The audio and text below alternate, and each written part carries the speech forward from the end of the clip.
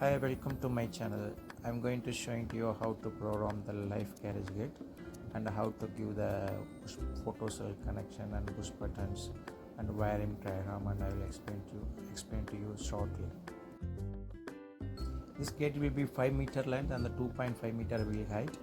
So we installed the side motor.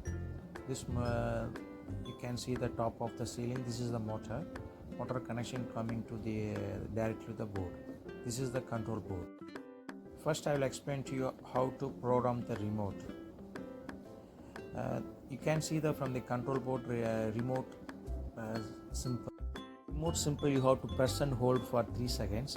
After 3 seconds you have to press that from the remote. You have to press 3-4 times, so it will automatically learn. So it will pairing to the remote.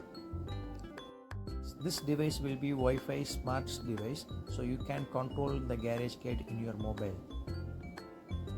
And photo cell and push button and wiring diagram, everything I will attach to the end of this video, so you can see and you can learn it. Now I will explain to you how to program the gate. It will learn automatically. You have to keep it off power. Then after, if you switch it off the power, then you have to press and hold start button for the 5 seconds.